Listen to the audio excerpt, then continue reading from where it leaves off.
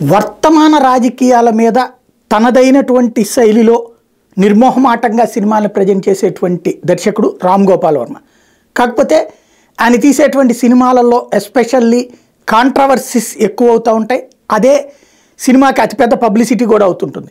కోట్ల రూపాయలు డబ్బులు ఇచ్చేదానికంటే కూడా ఆ టాపిక్ మీద రామ్ గోపాల్ వర్మ వేసే సెటైర్లు లేకపోతే చెప్పే మాటలే అతిపెద్ద ప్రచారం అవుతుంటాయి. ప్రస్తుతం ఆంధ్రప్రదేశ్ రాజకీయాల్లో కీలకమైనటువంటి వ్యవహారాల మీద వ్యూహం, శపథం అని 2 సినిమాలు తీశారు. ఆ రెండింటిని తెర ముందుకు తెచ్చేలోపే అతిపెద్ద వ్యూహం తెలుగుదేశం అధినేత నారా చంద్రబాబు నాయుడు గారి అబ్బాయి లోకేష్ ప్రయోగించి ఆ సినిమాని ఇన్ని రోజులు ఆపుకురాగలిగారు. రాజధాని ఫైల్స్ పేరుతో వాళ్ళు తీసిన సినిమాకి ఒక్కరోజు మాత్రమే ఆపగలిగింది వైఎస్ఆర్ కాంగ్రెస్ పార్టీకి సంబంధించినటువంటి టీం. అదే సందర్భంలో వ్యూహం శపథాన్ని మాత్రం చాలా రోజులు ఆపగలిగారు. ఇప్పుడు ఆ వ్యూహం తెర ముందుకు వస్తుంది, థియేటర్ ముందుకు వస్తుంది. ఈ నేపథ్యంలో రామ్ గోపాల్ వర్మ ఎలాంటి వ్యూహాలను ఫేస్ చేశారు, అసలు ఈ సినిమా ద్వారా ఆయన వ్యూహం ఏంటి, అలాగే ఏంటి ఆయన శపథమా లేకపోతే జగన్ శపథాన్నే శపథం సినిమాగా తీశారా, ఈ అంశానికి సంబంధించి మనతో మాట్లాడేందుకు ప్రస్తుతం ఉన్నారు సినీ దర్శకులు రామ్ గోపాల్ వర్మ లైవ్లో. నమస్తే అండి. నమస్తే. నమస్తే అండి. మీకు ఈ సినిమా టేకప్ చేసే నాటికి ఇప్పటికీ మారిన రాజకీయం ఏమైనా కనిపించిందా? అంటే నాకు తెలుసండి, నాకు అంటే ఎవర్ సిన్స్ నాకు కొంచెం పొలిటికల్ అవేర్నెస్ ఉన్నప్పటి నుంచి ఎంత డ్రామా అనేది ఎప్పుడు జరగలేదు. అంటే ఆల్మోస్ట్ నిజ జీవితంలో జరిగే డ్రామాని పట్టుకోవడానికి నేను చాలా ప్రయాసపడాల్సి వచ్చింది. ఇన్ టర్మ్స్ ఆఫ్ ఎప్పుడైనా సరే మనం సినిమా తీస్తే ఇప్పుడు జరిగిపోయిన దాన్ని కొంచెం కూర్చి కొంచెం స్క్రీన్ ప్లే లాగా చేస్తాం. ఇప్పుడు వ్యూహం చెప్పడానికి ఉన్న ప్రత్యేకత ఏంటంటే మన కళ్ళ ముందు జరుగుతున్న, ఇప్పటికీ జరుగుతున్న, నిన్న మొన్న జరిగినవి కూడా ఈ సినిమాలో పెట్టడానికి ప్రయత్నించాం.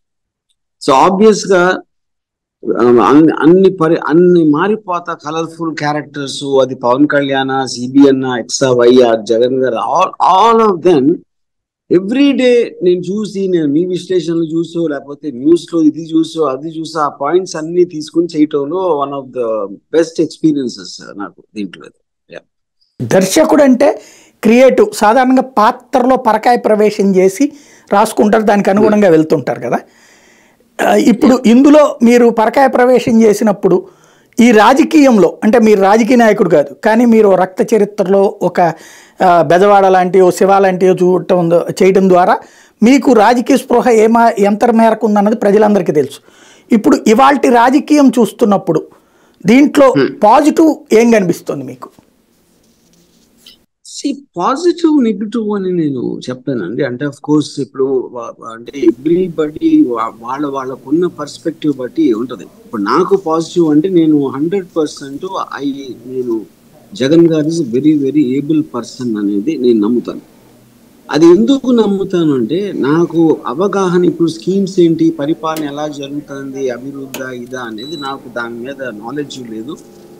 అది నా కాంటెక్స్ట్ ఆఫ్ ద సినిమాలో ఇది లేదు. కాకపోతే ఇంటెన్షన్ కి, ఇంప్లిమెంటేషన్ కి, ఎగ్జిక్యూషన్ కి, రిజల్ట్ కి మధ్యలో తేడా ఉంటుంది. ఇంటెన్షన్ అనేది పర్సన్ లోని ఇంటిగ్రిటీ బట్టి వస్తుంది. ఆ ఇంటిగ్రిటీ అనే దాన్ని నేను మెయిన్ గా ఈ సినిమాలో కాన్సన్ట్రేట్ చేయడం జరిగింది. ఇప్పుడు ఒపీనియన్ డిఫరెన్స్ ఉన్నది, ఎలా వాడాలి, ఇది ఎందుకు వాడాలి అనేది as a man was elected by such a large number of people, అది ఆయన డెసిషన్. దాంట్లో మీకు అభిప్రాయ భేదాలు ఉంటే ఉండొచ్చు, కానీ చేసిన దాంట్లో ఇంటెన్షన్ కరెక్టా కాదా అనేది చూడాలి. అది చాలా కరెక్ట్ అనేది నా నమ్మకం. అంటే జగన్ లో ఒక క్రిమినల్ కనిపిస్తున్నాడా మీకు? జగన్ లో క్రిమినల్ మెంటాలిటీ, నేను అదే అన్నా. క్రిమినల్ మెంటాలిటీ అంటే ఫస్ట్ ఆఫ్ ఆల్ అంటే ఇప్పుడు చట్టానికి వ్యతిరేకంగా చేసి లాభం తెచ్చుకోవాలనా లేకపోతే అధికార దుర్వినియోగం చేయాలా, దేనికోసమా అనేది ఒక ఇంటెన్షన్. అంటే అది 1000% I don't believe it is there in Jagan. నిన్న కూడా పవన్ కళ్యాణ్ మాట్లాడారు, బాబాయిని హత్య చేయడము, లేకపోతే హంతకుల్ని కాపాడడము, రౌడీల్ని తీసుకొచ్చి తయారు చేయడము, అసలు ఆంధ్రప్రదేశ్ని రావణ కాష్టంలో రగిలిస్తూ ఒక రౌడీ రాజ్యం తయారు చేస్తున్న చంద్రబాబు, పవన్ కళ్యాణ్ రోజు చెప్తోంది అదే. అంటే అంతటి రాక్షసత్వం కలిగిన క్రిమినల్ లీడర్ అంటే మీ దాంట్లో విలన్ లాగా అనిపిస్తాను. ఇప్పుడు నాకు అందులో చాలా స్టన్నింగ్ థింగ్ ఏంటంటే ఎలిగేషన్స్ లో ఇప్పుడు మనకున్న జ్యుడిషియల్ సిస్టమ్ మొత్తం కూడా ఒక జరుగుతుంది, ఎవరెవరినో ఎలిగేషన్ చేస్తారు లేకపోతే కంప్లైంట్ చేస్తారు, అప్పుడు వ్యవస్థలు వచ్చి అవన్నీ దాన్ని ఇన్వెస్టిగేట్ చేసి ఫైనల్ గా ట్రూత్ తీసుకోవడానికి ట్రై చేస్తారు, ఒక జడ్జి గారు డిసైడ్ చేస్తారు. ఇప్పుడు ఒక ఎలిగేషన్ మీరే చేసేసి దాని తర్వాత ఆల్రెడీ ప్రూఫ్ అయిపోయిందని చెప్పేసి బాబాయిని హత్య చేశాడు అంటే ఇంకెవరిని ఏమి చేస్తారు? ఇప్పుడు మాట్లాడితే జగన్ భ్రష్టు పట్టించేసాడు అని చెప్తారు ఏది రాష్ట్రాన్ని. ఎలా భ్రష్టు పట్టించాడు అంటే లాజికల్ థింకింగ్ నా అర్థంలో ఈ పాయింట్ లో ఇలా చేశాడు, అది ఇందుకు మలాను తప్పు, ఇలా కాకుండా అలా చేయాల్సింది, ఇలా ఎందుకు చేశాడంటే ఈ రీజన్స్ ఏది అసలు మెన్షన్ కూడా చేయకుండా భ్రష్టు పట్టించేసాడు, దరిద్రం అయిపోయింది అని కాన్స్టెంట్ ఎలిగేషన్స్ చేస్తూ ఉంటే అసలు మీనింగ్ ఏంటి దాంట్లో నాకు అర్థం కాదు. ఇప్పుడు దొంగ అంటారు, లేకపోతే ఇది అంటాడు, మొత్తం ఇంత వ్యతిరేకత వచ్చేసింది, ఇప్పుడు పోతాడా అంటే పవన్ కళ్యాణ్ కున్న బిగ్గెస్ట్ కన్ఫ్యూజన్ నా ఫీలింగ్. ఇప్పుడు జగన్ కి ఎక్స్ట్రాడినరీ మ్యాండేట్ వచ్చింది ఇది లాస్ట్ ఎలక్షన్ లో, ఓకే ఇప్పుడు లేదు అని ఒకసారి హైపోథెటికల్ గా అనుకుంటే అప్పుడు మీకు ఎందుకంత భయం? చాలా తక్కువ సీట్లో పోటీ చేసి లాస్ట్ టైం మీరు ఓట్లు వేయలేదు ఇప్పుడు కూడా వేస్తారా ఈరా అని భయపడతా ఉంటే దాని అర్థం ఏంటి? జగన్ మీద వ్యతిరేకత లేదనే కదా. అప్పుడే కదా అందరూ కలిసి కాపు కాసుకోవాలి అన్నది చెప్పినప్పుడే already your admitting yourself that Jagan కి వ్యతిరేకత లేదని. దాని తోడు మీకు పవన్ కళ్యాణ్ కి నాకు తెలిసి ఏం అర్థం కూడా అవ్వదు ఏంటి in terms of implementation of స్కీమ్సా, దాంట్లో ఉన్న ప్రాబ్లమ్సా ఏంటా అని. అప్పుడు ఏంటి తనకు వచ్చేది డైలాగ్ చెప్పడం ఒక్కటి తప్పిస్తే సినిమా యాక్టర్ తప్పి కనుక ఇలాంటి హార్డ్ హిట్టింగ్ వర్డ్స్ జగన్ నిన్న జరిగిన మీటింగ్ లో నేను విన్నదైతే ఆల్మోస్ట్ 70-80% జగన్ మీద ఎలిగేషన్స్ చేస్తున్నాడు. తను ఏం చేస్తాడు, తను వస్తే గానీ లేకపోతే వాళ్ళ పొత్తు పార్టీ వస్తే ఏం చేస్తారు, అది ఏమీ లేదు. కేవలం అవతలో తిట్టడం అనేది ఒక్కటే పనిగా పెట్టుకుంటే is that the point of political leader? I don't know. జనాల్ని కన్విన్స్ చేయగలగాలి, జగన్ ఇలా చేస్తున్నారు మేము ఇలా చేస్తాం, అప్పుడు ఆ కంపారిజన్ లో మీరు తేల్చుకోండి అనే పాయింట్ అనేది లేకపోతే అసలు ఇంకా మీటింగ్ ఏంటి అసలు? అంటే ఇక్కడ సినిమాటిక్లో కాన్సెప్ట్ వింటేనన్నా చంద్రబాబు గారు అదేది సినిమా స్టైల్లో ఒక బ్లాస్ట్ అయితే 16 అడుగులు ఎత్తున పైకి లేచినటువంటి దాంట్లోంచి కిందకి దిగి వెంటనే చొక్కా దులుపుకుని రాజకీయం చేద్దాం పద అని చెప్పినటువంటి ఒక మహానుభావుడు. ఇది ఒక సినిమా డైరెక్టర్గా మీకు ఎలా అనిపించింది ఆ డైలాగ్ విన్నప్పుడు? అదే అన్నాను. ఇప్పుడు సినిమా అందరికీ ప్రాబ్లం ఏంటంటే రియల్ లైఫ్ కి సినిమాకి ఉన్న గీత అనేది మేము మర్చిపోతాం చాలా సార్. ఇలాగే జరుగుతుంది, మనం ఎంత ఈజీగా కథ రాసి షూటింగ్ చేసి స్పెషల్ ఎఫెక్ట్లు పెట్టి అన్ని చేస్తే ఇలా వచ్చేస్తారు అని ఒక అపోహలో ఉంటాం చాలా మంది సినిమా వాళ్ళకి. అది ఉంటుంది ముఖ్యంగా even of course actor like Pawan Kalyan. Bottom line ఇంకొక ప్యారలల్ ఎగ్జాంపుల్, తను ఏమంటాడు స్పీచ్ లో, గొంతు పిసికి చంపేస్తా అంటాడు, నా చేతికి అంతే దూరం వస్తే నేను దవడ పగలు పడతా అంటాడు, లేకపోతే తొక్కి నార తీస్తా అంటాడు. ఇప్పుడు ఇలాంటి ఎవరైనా చేయగలుగుతారా డెమోక్రసీలో? పేక పిసికి చంపేస్తే 302 కేసు మీద మిగతా లైఫ్ అంతా జైల్లో ఉంటాడు, అది అక్కడ జరిగింది. సో ఇన్ని వాళ్ళు ఎదవలు అనుకుంటారా, ఆలోచించకుండా అంటారా, లేకపోతే అంటే చాలు అప్పటికప్పుడు నా చుట్టూ ఉన్న బుర్రలేని ఫాలోవర్స్ ఎవరు ఉంటారో వాళ్ళు చప్పట్లు కొడితే చాలు అనుకుంటారా?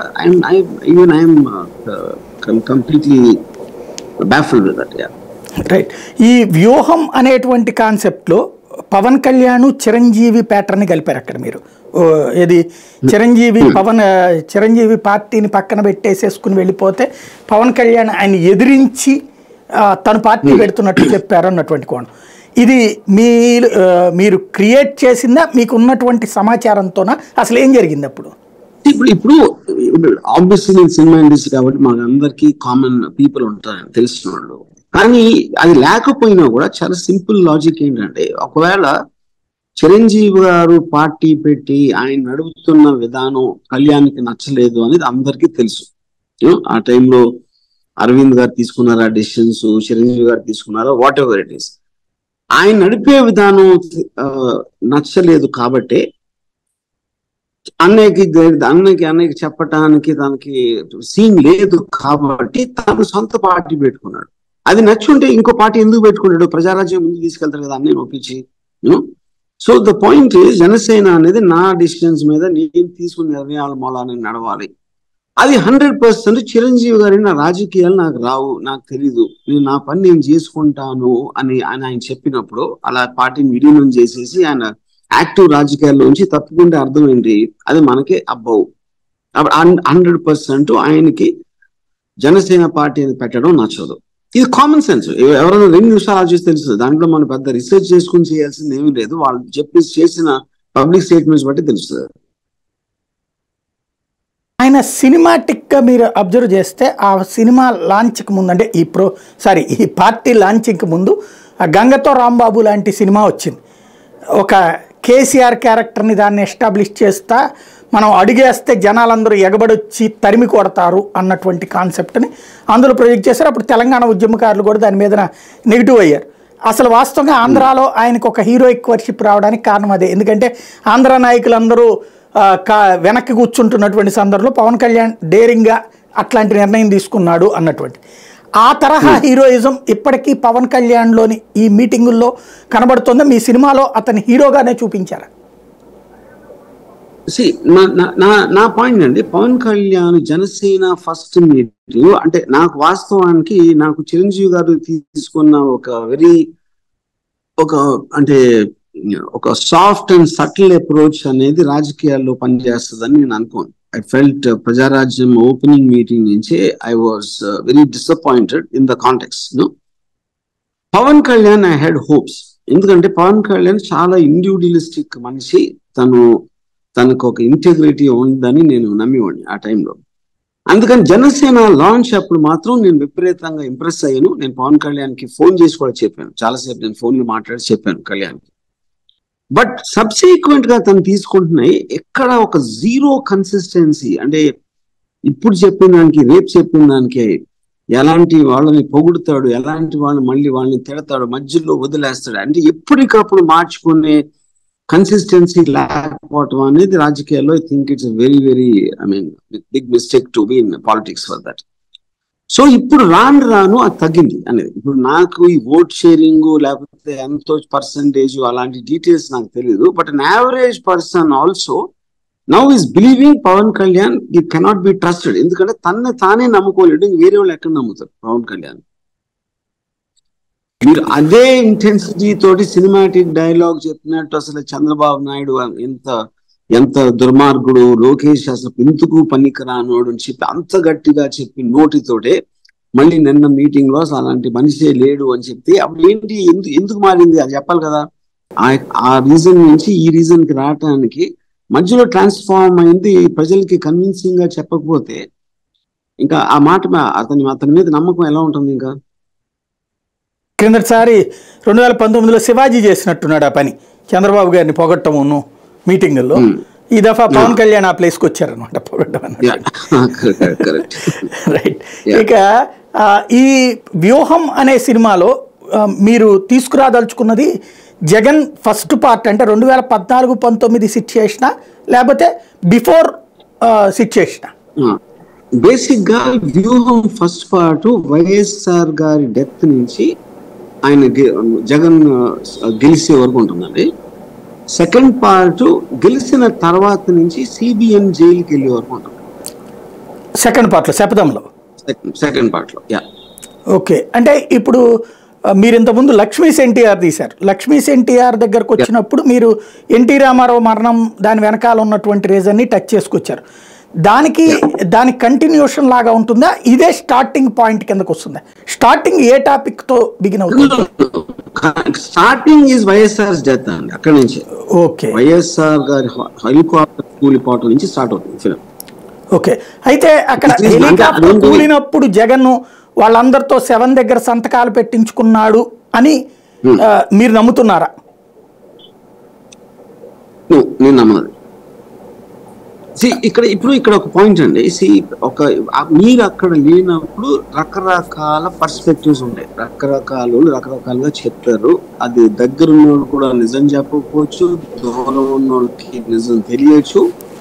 లేకపోతే ఇప్పుడు జగన్ గారి మనసులో ఏముంది, ఆయన దగ్గరతో ఏం మాట్లాడారు, ఆ కైండ్ ఆఫ్ డీటెయిల్స్ అనేది ఎవరికైనా తెలియటం అనేది ఇంపాసిబుల్. అప్పుడు మనం ఏం చేస్తామంటే స్పెసిఫిక్ ఇన్సిడెంట్స్, స్పెసిఫిక్ డీటెయిల్స్ లేనప్పుడు you concentrate on the nature of the person, integrity of the person.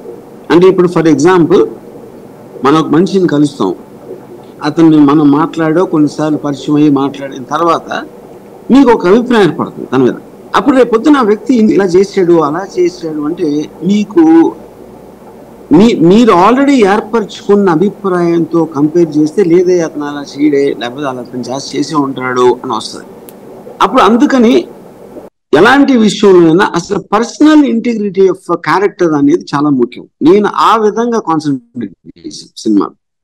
Right. అంటే సోనియాతో విభేదానికి సంబంధించి అప్పుడు ఏది సోనియా ఆయన్ని ఈ కార్యక్రమాలు చేయొద్దని చెప్పింది కదా, ఏదైతే ఓదార్పు యాత్ర అన్నటువంటిది, ఇంటింటికి వెళ్ళొద్దు, ఒక చోట ఉండి చెయ్యండి, జిల్లాకు ఒక చోట, గవర్నమెంట్ తరపున ఇంత డబ్బులు ఇద్దాం, మీరు ఇవ్వాలనుకున్నది కూడా అక్కడే ఇవ్వండి కానీ ఇంటింటి దగ్గరికి వెళ్ళొద్దని చెప్పింది.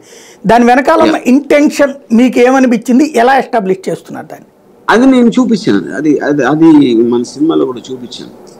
అంటే ఓదార్పు యాత్ర అనేది నా ఉద్దేశంలో it's a very personal thing. అంటే రాజశేఖర రెడ్డి గారు ఒక పొలిటికల్ లీడర్. పొలిటికల్ లీడర్ అర్థం ఏంటి, చాలా మంది అభిమానులు ఉంటారు, ఆయన ఓటు వేసిన వాళ్ళు ఉంటారు, ఆయన పోయినప్పుడు షాక్ అయిన వాళ్ళు ఉంటారు. సో వాళ్ళకి పరామర్శించడానికి ఈయన ఒక ఇనిషియేటివ్ తీసుకున్నారు. ఓదార్పు యాత్ర లాంటిది నాకు తెలిసి వరల్డ్ హిస్టరీలో ఎప్పుడు జరగలేదు.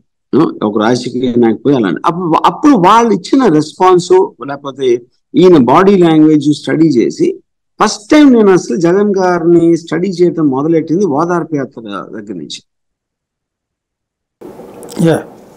అప్పుడు నేను పర్సనల్ మ్యాటర్ ఎందుకు అంటున్నానంటే, ఇప్పుడు ఆ పర్టికులర్ టైంలో తను పార్టీ పెట్టబోతున్నాడా లేకపోతే ముఖ్యమంత్రి అవ్వాలని చేస్తున్నాడు, ఒక జీజక్ రియాక్షన్ లో అంటే ఇన్స్టింక్టివ్ రియాక్షన్ నుంచి వచ్చింది అది చేయటం.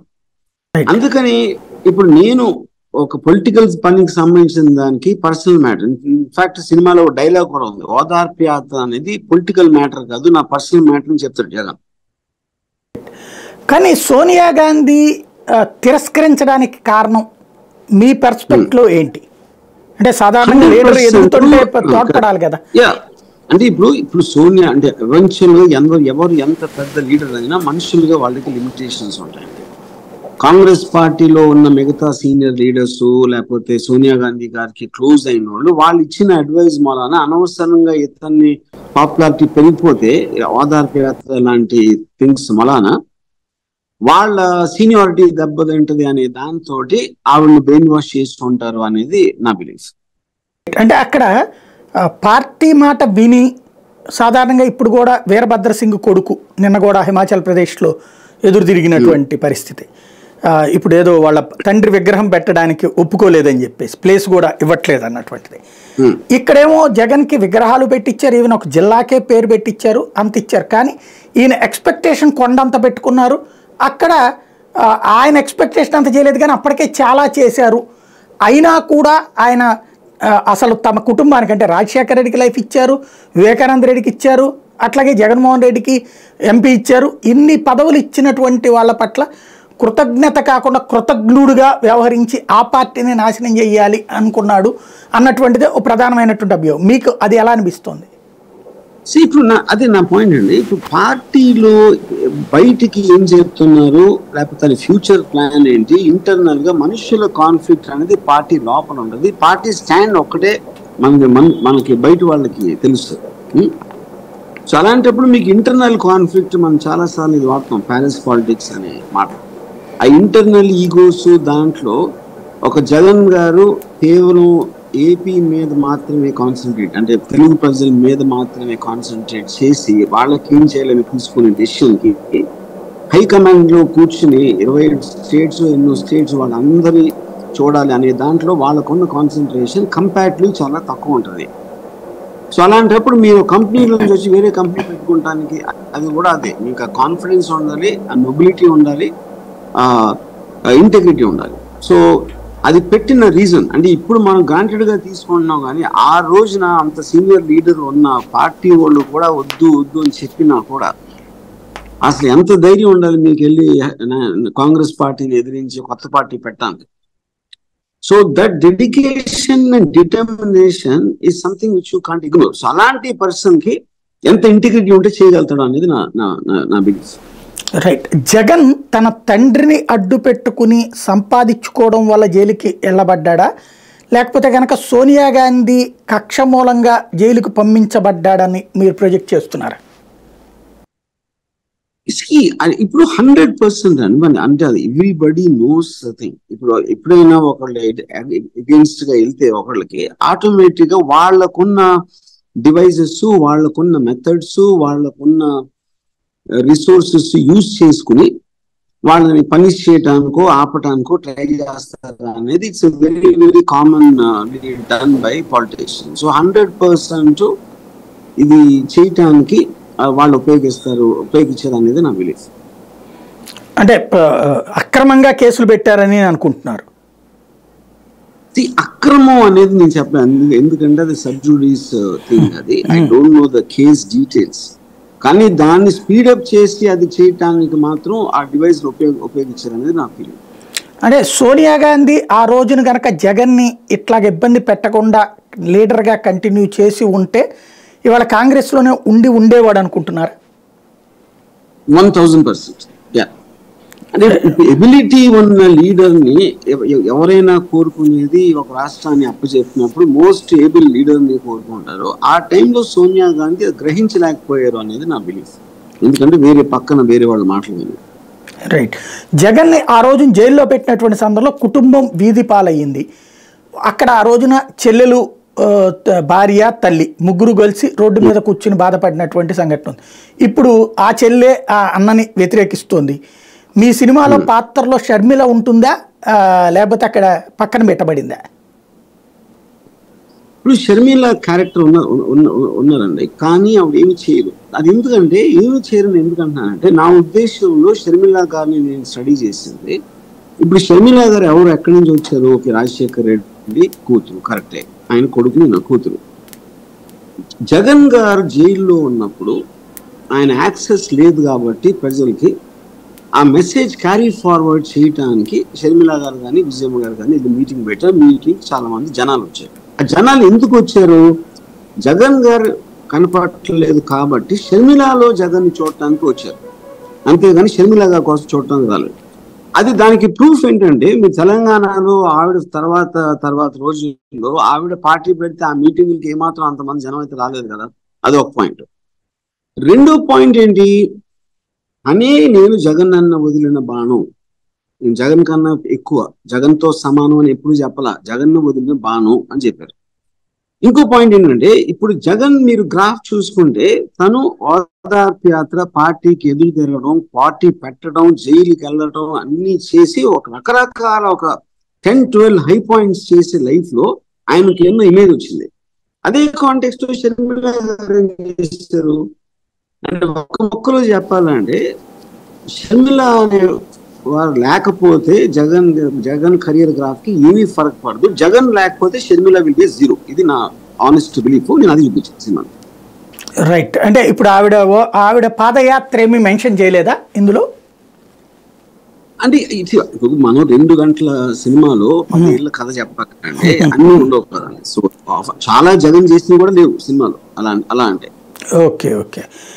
తర్వాత జగన్కి వచ్చేటప్పటికి తను ఎక్స్పెక్ట్ చేసింది సీఎం అవ్వాలని.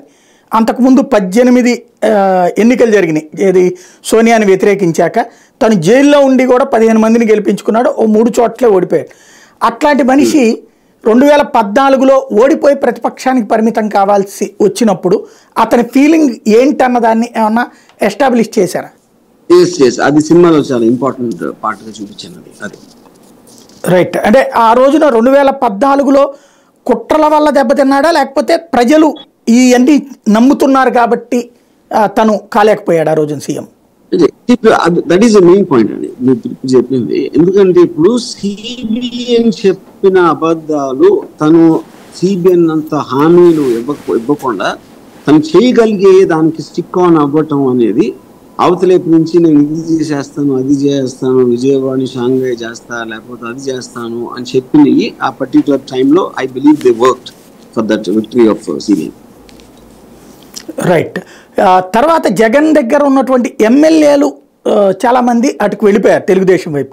వెళ్ళిన ప్రతి ఎమ్మెల్యే జగన్ని తీవ్రంగా దూషించిన వాళ్ళే, నలుగురు మంత్రులు అయ్యి అసెంబ్లీలో తెలుగుదేశం వాళ్ళకంటే ఎక్కువగా దూషించిన వాళ్ళు ఏ కోణంలో నుంచి వెళ్ళినట్టు మీకు అనిపించింది? అంటే అక్కడ ఉన్న పవర్ని చూసినా లేకపోతే జగన్ వ్యవహార శైలిని చూసినా? ఎందుకంటే అనేక మంది జగన్ నుంచి ఇప్పటికి కూడా స్టిల్ మనకి రఘురామకృష్ణరాజు రోజు కనబడుతుంటారు, అట్లాగే అర్ధజన మంది ఎంపీలు కనబడుతుంటారు, షర్మిల కనబడుతుంటుంది. ఒక యారగెన్సీ ఆఫ్ పొలిటీషియన్ అన్నటువంటి కోణం బాగా ప్రొజెక్ట్ అవుతుంది వాళ్ళందరి ద్వారా. రోజు చంద్రబాబు నుండి పవన్ కళ్యాణ్ కూడా ఎస్టాబ్లిష్ చేస్తున్నారు కాబట్టి మీకేమనిపించింది? అది ఎలా ప్రొజెక్ట్ అవుతుంది? ఇప్పుడు మీకు ఏదైనా కంపెనీలో ఒక మేనేజ్మెంట్ మారినప్పుడు ఆ కింద ఉన్న వాళ్ళతోటి హై మేనేజర్ డైరెక్టర్ వాళ్ళకి ఈక్వేషన్స్ మారిపోతా ఉంటాయి. ఎందుకంటే ప్రీవియస్ మేనేజ్మెంట్ ఉన్నప్పుడు ఉన్న ఒక పర్సనల్ రిలేషన్షిప్ వాళ్ళకి ఏమేమి జరిగినాయి అనేది ఇంకొకళ్ళు వచ్చినప్పుడు అది క్యారీ ఫార్వర్డ్ అవ్వదు. అది కొడుకైనా అవ్వచ్చు, వేరే పార్ట్నర్ అన్న అవ్వచ్చు, మేనేజ్మెంట్ మొత్తం మాత్రమే అవ్వచ్చు. సో ఇప్పుడు అంతకు ముందు నుంచి ఉన్న వాళ్ళందరికీ అప్పుడున్న ఇంపార్టెన్స్ లేదా, అప్పుడున్న పొజిషన్ లేదా, లేకపోతే వాళ్ళ గురించి ఏదన్నా జగన్ గారు తెలుసుకుని ఉన్న వాళ్ళని కట్ చేశారా అనే రకరకాల కారణాలతోటి వాళ్ళు వెళ్ళిపోవడం జరుగుతుంది.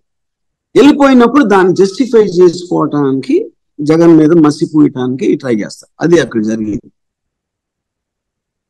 ఇక్కడ జగన్ పాదయాత్ర చేపట్టడానికి ప్రధానంగా ఏదైతే 23 మంది ఎమ్మెల్యేలు వెళ్ళిపోవడం, తర్వాత 2 ఓటములు, కాకినాడలో ఓటమి కావచ్చు, తర్వాత నంద్యాల ఓటమి తర్వాత జనాలకి అందరూ వెళ్ళిపోతారు. ఆ రోజునైతే అసలు వైసీపీ ఖాళీ అయిపోతుందని జనం నమ్మారు.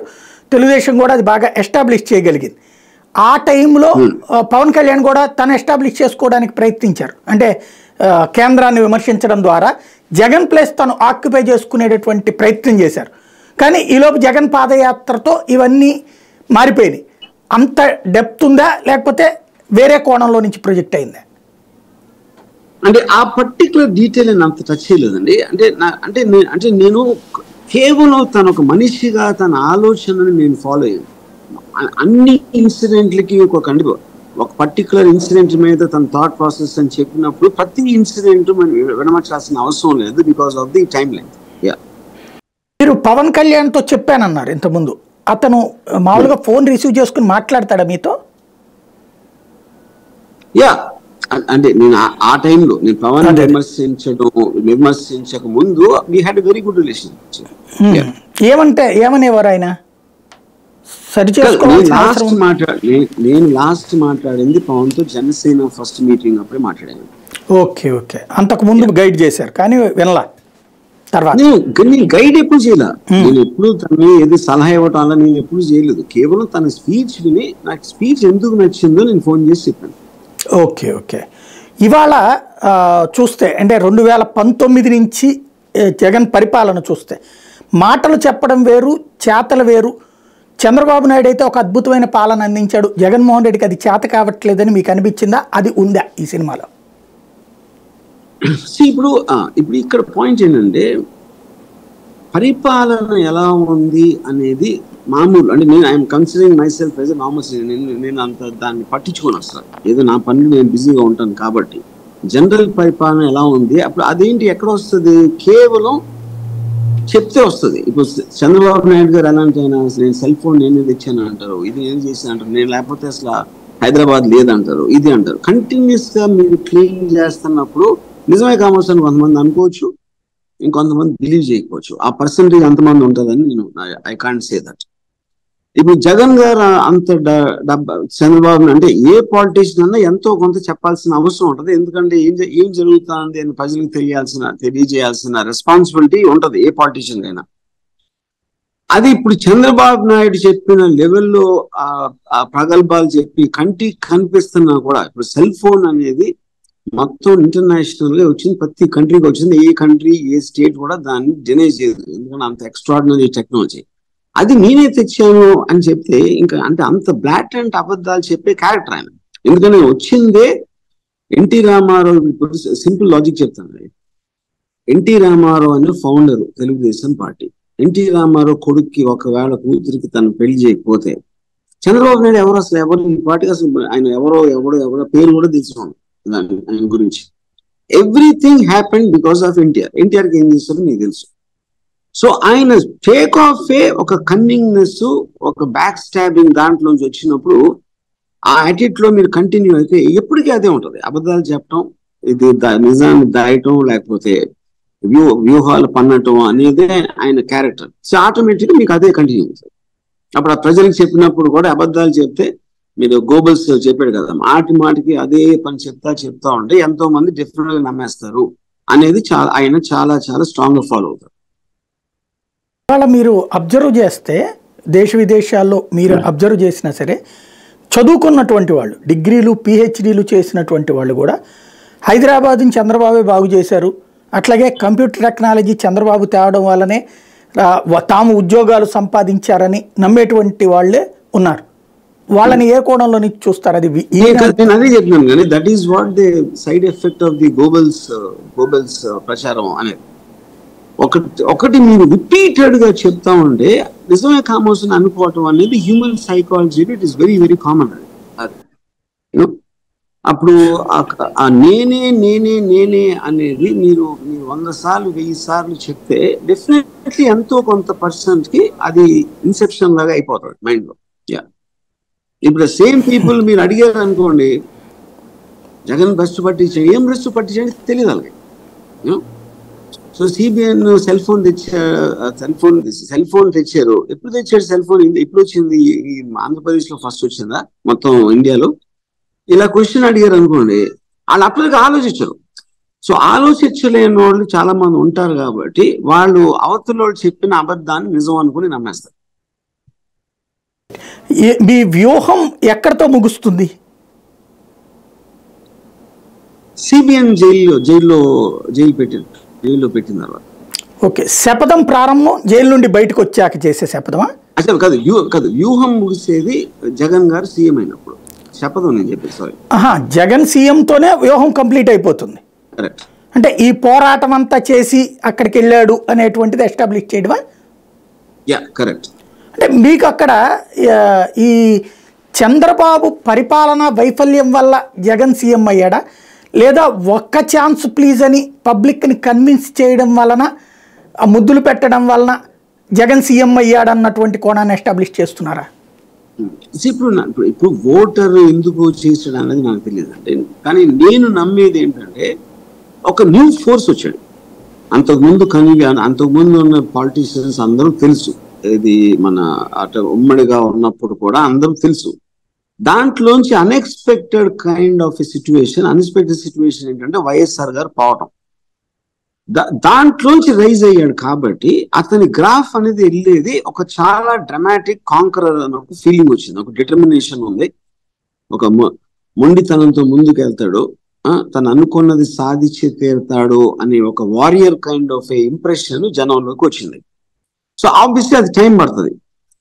2014 ఓడిపోయినా సరే వాట్ ఎవర్ కానీ ఎన్ని ఓట్లు వచ్చాయి అన్ని మనం తీసుకుంటే 0 నుంచి ఆల్మోస్ట్ అక్కడికి వచ్చాడు అప్పటికే. ఇది ఫస్ట్ టైం ఓడిపోయినప్పుడు కూడా అది ఇంకా పెరిగి 2019 ఫలితం వచ్చింది. రైట్. అక్కడే ప్రధానమైనటువంటిది ఏంటంటే అసలు చంద్రబాబు నాయుడు మీద అప్పటిదాకా మిత్రపక్షంగా 2014లో ఉండి బాబుకు ఓటేయమని చెప్పిన పవన్ కళ్యాణ్ 2018లో ఎదురు తిరిగి బాబు వల్ల లేకపోతే వాళ్ళ అబ్బాయి వల్ల రాష్ట్ర నాశనం అయిపోతుందంటూ విమర్శించారు. చివరిలో మాత్రం మళ్ళీ జగన్ని ముఖ్యమంత్రిని కానివ్వను అన్నారు. నేనే ముఖ్యమంత్రిని రాసి పెట్టుకోమని కూడా చెప్పారు. ఆ పాయింట్లో మీకు ఇక్కడ టచ్ అవుతుందా? టచ్ అవుతుంది. నేను అదే ఇందాక చెప్పింది. ఇప్పుడు సేమ్ మనిషి ఒకళ్ళ గురించి అలా మాట్లాడి మళ్ళీ అంతా తిప్పేసి చేసి, ఇప్పుడు మీరు చూస్తే అసలు పవన్ కళ్యాణ్ ఇప్పుడు ఓన్లీ 2 పాయింట్స్ అండి. నేను అధికారం కాదు, జగన్ అధికారంలోకి రాకూడదు అంటాడు. జగన్ అధికారంలోకి రాకూడదు అంటే దాని నెక్స్ట్ కాన్సిక్వెన్స్ రాష్ట్రాన్ని భ్రష్టు పట్టించేసాడు అంటాడు. ఎలా భ్రష్టు పట్టించాడు పాయింట్ బై పాయింట్ చెప్పమంటే అది చెప్పడు. సో రాష్ట్రాన్ని భ్రష్టు పట్టించాడంటే తనకు సీక్రెట్ గా కేంద్ర వర్గాలు చెప్పాయా, లేకపోతే తనకు ప్రజలు చెప్పారా? ప్రజలు చెప్పినట్లయితే మీరు అప్పుడు ఇంకా పొత్తు ఎందుకు, మీరు ఒక్కరే నుంచోవచ్చు కదా. ఓకే, అప్పుడు ఓడిపోయాం కాబట్టి ఇప్పుడు ఆ ఛాన్స్ తీసుకోమంటే ఇప్పుడు అజ్ఞాతవాసి అనే సినిమా ఫ్లాప్ అయింది. దాని వలన నెక్స్ట్ సినిమా మీరు చాలా తక్కువ థియేటర్ రిలీజ్ చేస్తారా? కాదు కదా. తనకున్న స్టార్డమ్ తనకు ఉంటుంది. ఆ టైంలో ఏదో వచ్చి అది అవ్వలేదు. అప్పుడు పవన్ కళ్యాణ్ ఏం ఆలోచించాలి, అప్పుడు నాకు ఓట్లు అయినందుకు జనం రిగ్రెట్ చేస్తున్నారు, ఎందుకంటే ఇప్పుడు జగన్ ని ఎన్నుకుని అష్ట కష్టాలు పడుతున్నారు వాళ్ళు. ఇప్పుడు వాళ్ళ తప్పు తెలుసుకుని నాకు గుద్దేస్తారు అన్న కాన్ఫిడెన్స్ రావాలి కదా.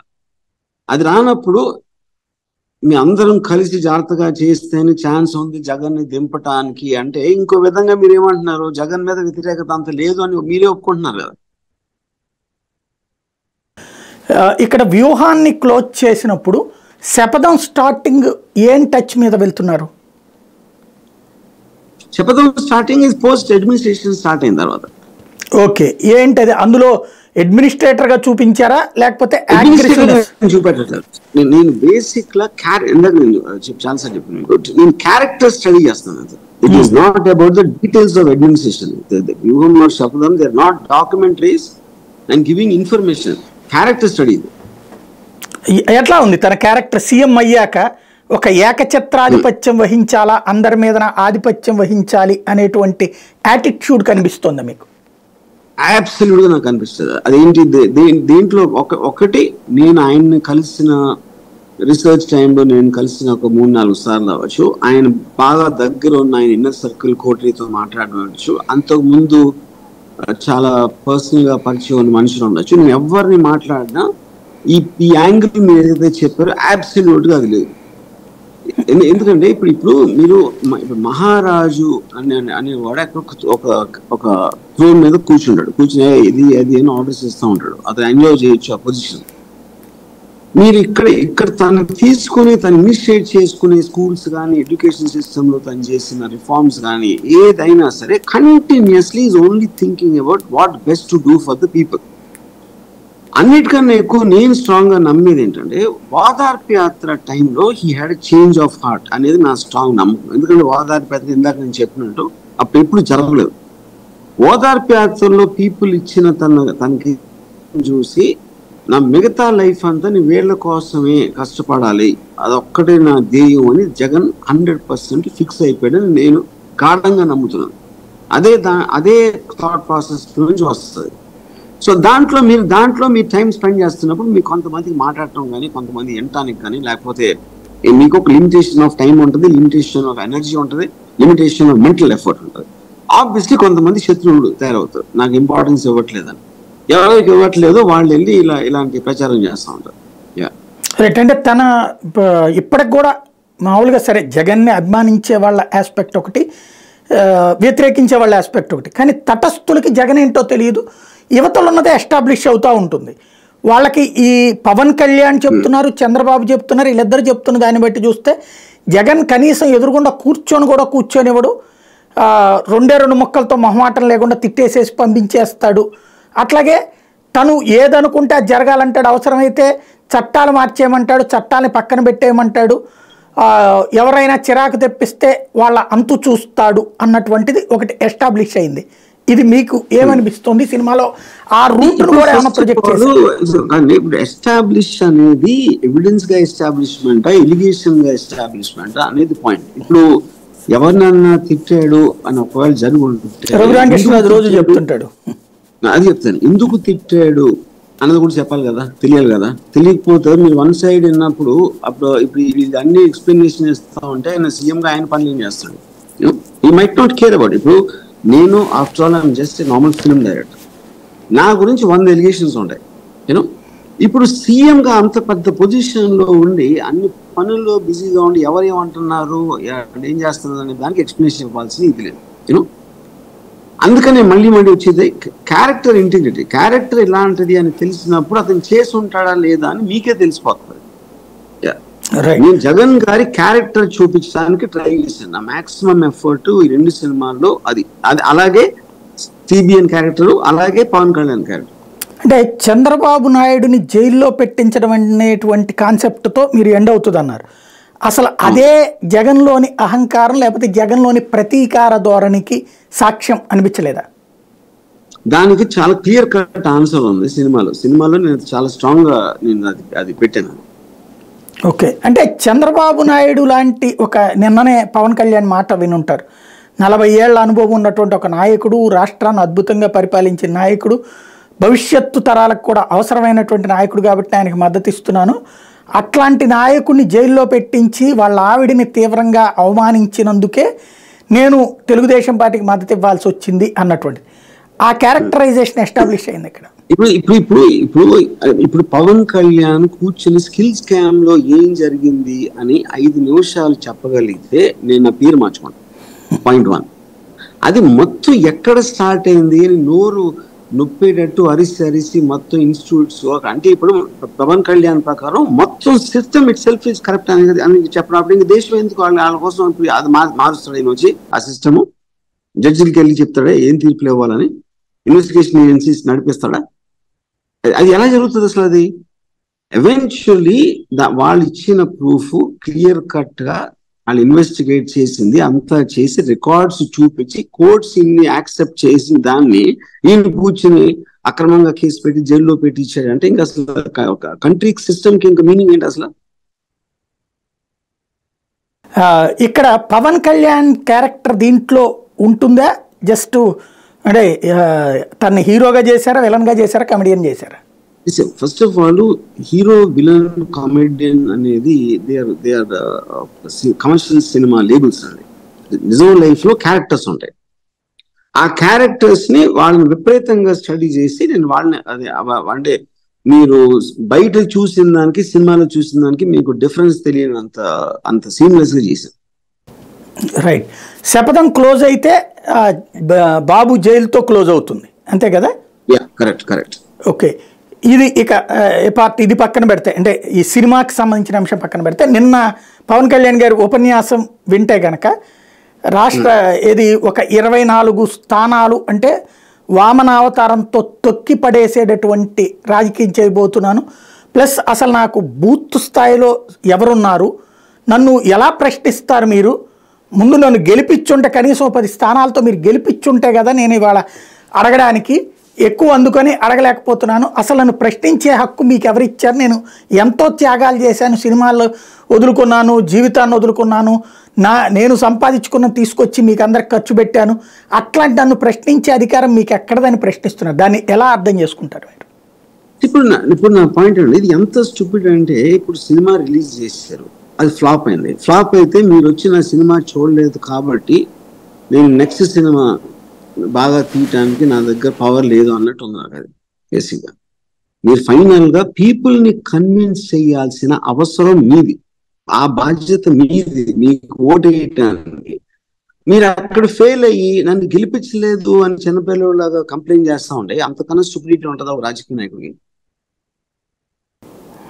అంటే ఇక్కడ తను అనేది ఏంటంటే తన వెనకాల వేలలేస్తున్నారు, ముఖ్యమంత్రి కావాలంటున్నారు, ఎన్ని సీట్లు తీసుకోవాలో చెప్తున్నారు, కానీ నా వెనకాల కనీసం భోజనాలు 50 మందికి పెట్టగలిగిన వాళ్ళు లేరు, ఓ బూత్ స్థాయి కమిటీ పెట్టలేదు అన్నటువంటిది. అది ఆయన చేయాలి. అప్పుడు ఆ కెపాసిటీ మీకు లేనప్పుడు ఎందుకు పెట్టారు పార్టీ?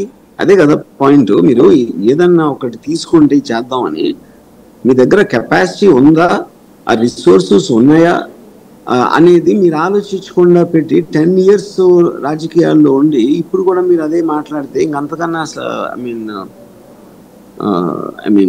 అంటే మీ ఇన్కెపాసిటీని చెప్పుకోవడం అంతకన్నా ఇంకేం కావాలి?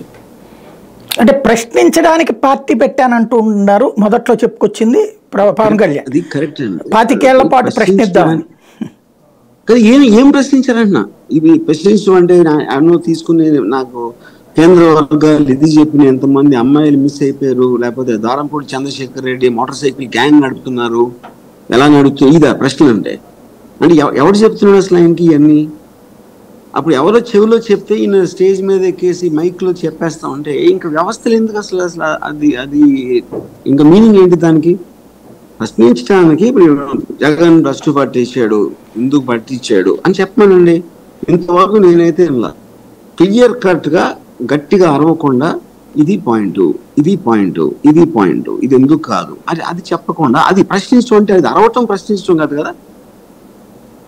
రైట్. అంటే తన శక్తి ఏంటో, పవన్ కళ్యాణ్ అనే సత్తా ఏంటో చూపెట్టాలనుకున్నారు జగన్మోహన్ రెడ్డికి. ఏది అధఃపాతాళానికి తొక్కి అవతల పడేయడం అన్నటువంటిదే తన ముందు ఉన్నటువంటి కర్తవ్యం అన్నటువంటిది. అధఃపాతాళానికి తొక్కేసేటువంటి స్థాయి.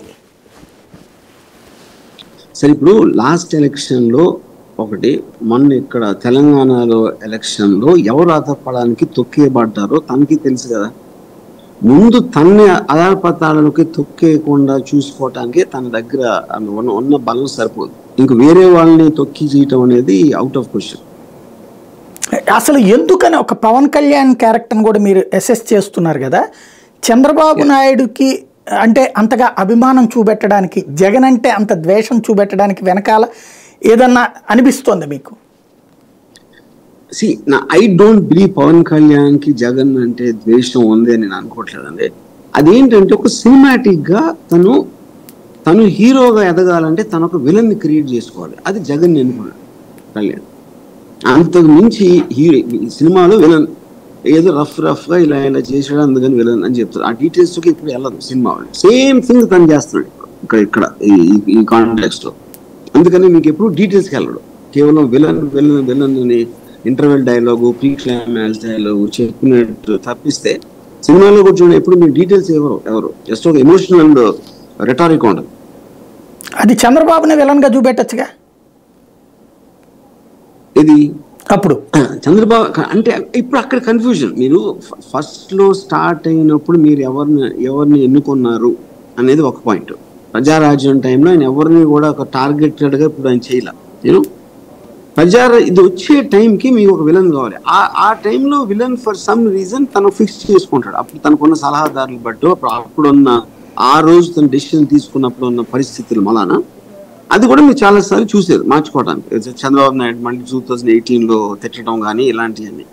సో అతను ఏ రోజుకి ఆ రోజు ఎప్పటికప్పుడు అప్పుడున్న సిచ్యువేషన్, అప్పుడున్న క్లోజెస్ట్ సలహాదారులు బట్టి మారుతూ ఉంటాడు. కాబట్టి అతను ఇన్కన్సిస్టెంట్ అని నేను అనుకుంటున్నాను. అంటే తను ఒక ప్రజల్ని బాగు చేయడానికి, ఆంధ్రప్రదేశ్ని బాగు చేయడానికి వస్తే తనని ప్రశ్నించడం ఏంటి, తనని అవమానించడం ఏంటి అన్నటువంటి యాంగిల్ని ఎలా చూస్తారు? నేను అదే అంటున్నానండి. ఇప్పుడు మీరు మాట్లాడితే పొలిటికల్ ప్లాట్ఫామ్ లో మీరు స్టేజ్ ఎక్కి మాట్లాడినప్పుడు మీ స్టేజ్ మీద ఎక్కి చేసిన మాటలకి ఆన్సరు, ఎక్స్ప్లెనేషన్, కౌంటర్ ఇవ్వాల్సిన ఆస్పెక్టే కదా పాలిటిక్స్ అంటే. పాలిటిక్స్ అంటే ఇంకేంటి? ఇప్పుడు మీరేమో పైఎస్ఎఫ్ ఇంకెవరు రాలేదా? అది మీరెట్లా చెప్తారు అసలు? అది అంటే జగన్ దానికి రాలేదా, ఇంకోళ్ళు ఎవరో దానికి రాలేదా? అందరూ వచ్చేది చెప్పుకునేది అదే. దాంట్లో వాళ్ళు చెయ్యకపోతే లాజికల్ గా, రేషనల్ గా ఎక్స్ప్లెయిన్ చేయగలగాలి. అప్పుడే ప్రజల్లోకి వెళ్తుంది. మీ ఊరికే బూతులు తిట్టేసి కొట్టేస్తా, నరికేస్తా అంటే అది ఎలా వర్కౌట్ అవుతుంది? మీరు ఇప్పటిదాకా చాలా రకాలైన సినిమాలు తీసినప్పుడు లేదా బయట సొసైటీని అబ్జర్వ్ చేసినప్పుడు మన కార్యకర్తలు అన్నటువంటి వాళ్ళు ఎవరు కూడా నన్ను ఇట్లాగ తీసుకురాలేరు. ఓ 10 ఏళ్ల పాటు రాజకీయం చేసి నా పరిస్థితి ఇంతే కాబట్టి నేను నా కార్యకర్తలను ఎవరు అడగద్దు, నేనేం చేస్తే అది కరెక్ట్, అది యుద్ధం అనుకుని నమ్మండి అనేటువంటి తరహా సిస్టమ్ ఎక్కడన్నా చూసారా? అది చెప్తున్నాను. అది ఎక్కడ ఉంటుంది? డిక్టేటర్లో ఉంటుంది. డిక్టేటరు లేకపోతే రాజుల కాలంలో మహారాజులు చేసి ఉంటారు. నేనేం చెప్తే అదే వేదం, నా డెసిషన్ ఎవరు క్వశ్చన్ చేయకూడదు అని చెప్పటం అనేది రాజులు, డిక్టేటర్లు చేస్తారు. డెమోక్రటిక్ కంట్రీలో ఎవరు చేయరు. డెమోక్రసీ అనేది ఒకటి కంట్రీ కదా, పార్టీలో కూడా ఉంటుంది. టు గివ్ పార్టీలో అంతమంది 100లో 1000 మంది కష్టపడి దాన్ని నమ్ముతున్నప్పుడు వాళ్ళకి కన్విన్సింగ్ గా మీరు చెప్పలేకపోతే మీరు తీసుకుంటున్న నిర్ణయంలో వెనకాల ఉన్న మీ థాట్ ప్రాసెస్, మీ దగ్గర ఆన్సర్ లేదు కాబట్టే కదా మీరు చెప్తున్నారు. అది నన్ను ప్రశ్నించొద్దని. ఆన్సర్ మీ దగ్గర ఆన్సర్ ఉంటే కన్విన్సింగ్ ఆన్సర్ ఎందుకు చెప్పరు? అప్పుడు ఈ ప్రాబ్లం ఎందుకు వస్తుంది అసలు? రైట్. రామ్ గోపాల్ వర్మ గారు, ఇవాళ ఈ సినిమాలు 2 తీయడానికి మీకు వెనకాల ఉన్నది వైఎస్ఆర్ కాంగ్రెస్ పార్టీ డైరెక్ట్గా మీ చేత ఇది తీపిస్తుందా, లేకపోతే జగన్మోహన్ రెడ్డి ఇన్వెస్ట్ చేస్తున్నారా? ఇప్పుడు నేను దీనికి చాలాసార్లు ఆన్సర్ ఇచ్చానండి. ఇప్పుడు ఏదైనా మీరు చేసినప్పుడు, డబ్బులు తీసుకుని చేసినప్పుడు మీకు ఇష్టం లేకుండా మీరు వేరే వాళ్ళ కోసం, ఉదాహరణకి ఒక అధికారి లంచం తీసుకుంటాడు, తప్పని తెలిసినా కూడా ఆ డబ్బులకి ఆశపడి చేస్తాడు. లేకపోతే నాకు ఒరిజినల్గా నాకు ఇష్టం లేదు. ఇప్పుడు నేనేంటి డైరెక్ట్గా నేను ప్రో జగన్ అని చెప్తున్నా, యాంటీ సిబిఎన్ అని చెప్తున్నా. ఇంకా అందులో ప్యాకేజ్ ఏంటి? తర్వాత ప్యాకేజ్ అంటే ఏంటి అసలు అర్థం? ఒక ప్రొడ్యూసర్ ఉన్నాడు, అతను డబ్బులు పెడతాడు, నేను నా క్రియేటివిటీ తోటి నా సినిమా తీస్తాను. అన్ని సినిమాలు నేను తీసేది అదే. అంటే నేను కరప్షన్ అంటలేదు, పర్పస్ ఉంటుంది. నేను కరప్షన్ అంటలేదు. అంటే ఇన్వెస్ట్మెంట్ నిర్మాత పెట్టారు, ఈ నిర్మాత జగన్ నుంచి తీసుకుని పెట్టినట్టు తన సొంతం అని.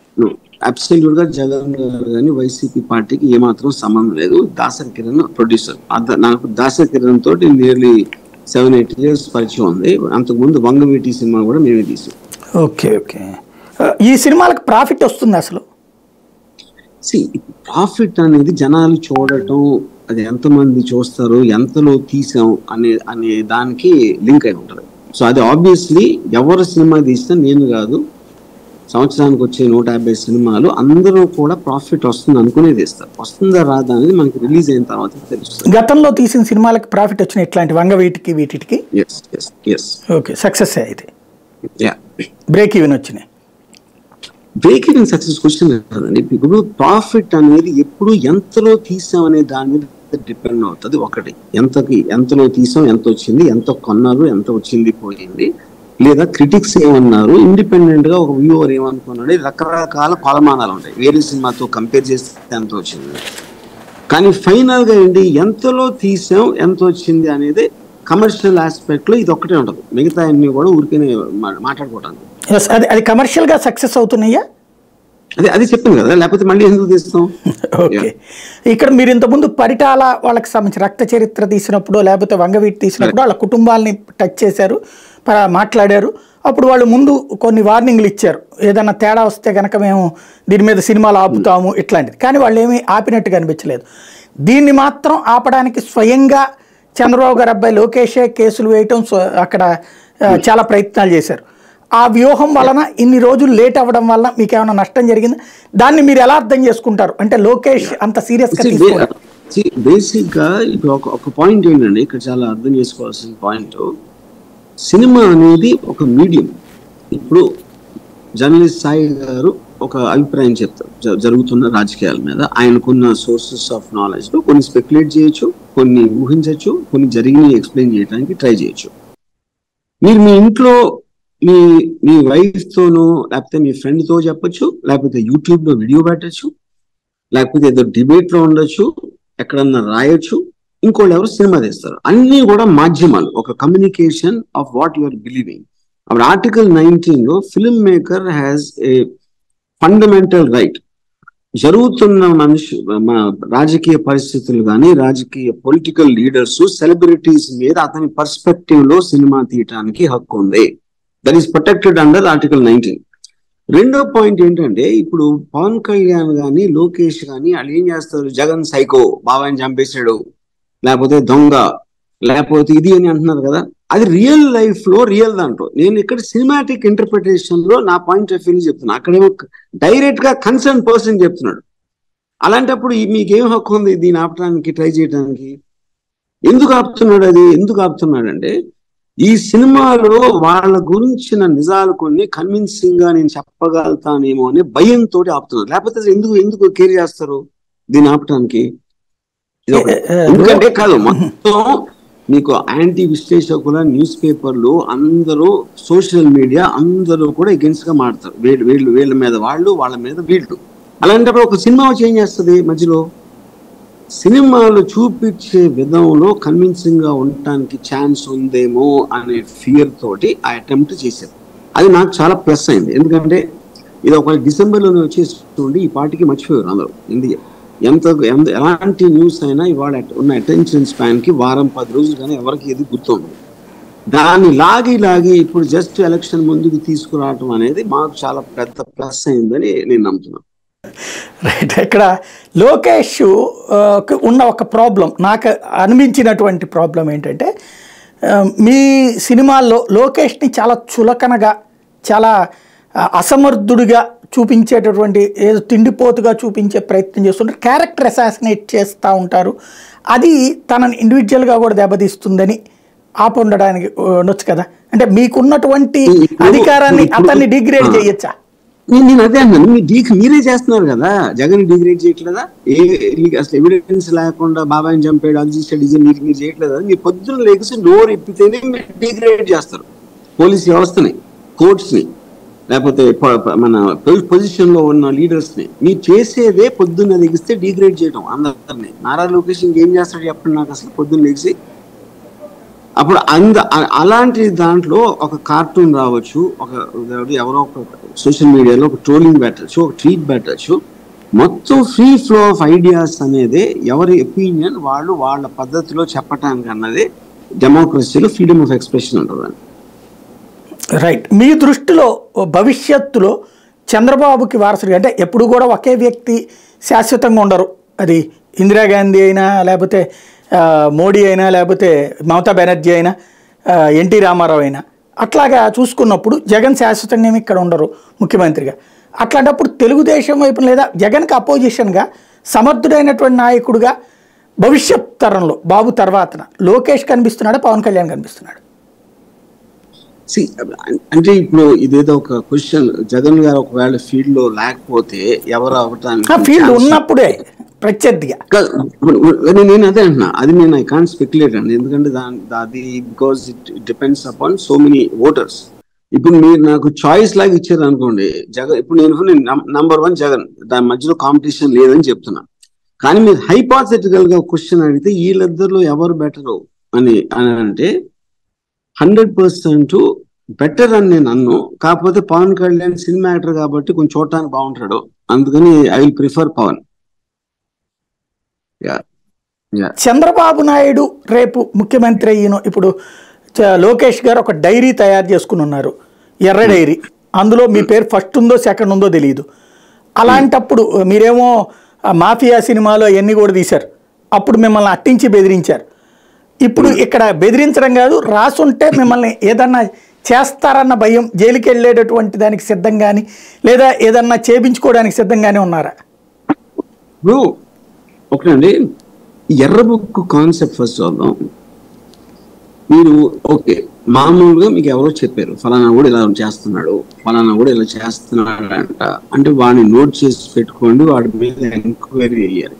నేను డైరెక్ట్ గా చెప్తున్నా, ఇది ఎప్పుడు నేను చెప్తున్నా, అట్లీస్ట్ 5-6 ఏళ్ళ నుంచి చెప్తున్నా లోకేష్ గురించి, మన సిబిఎన్ గారి గురించి. అప్పుడు నాకు ఎర్ర బుక్ లో ఇంకేంటి, మళ్ళీ దాంట్లో ఎర్ర బుక్ ఆయన పాదయాత్ర ఏదో మొదలుపెట్టి అక్కడ లోకల్ కనుక ఓహో ఇలా అయిపోతుందా, తీరా ఎర్ర బుక్ అని దాని రాసేసాడు పేరు.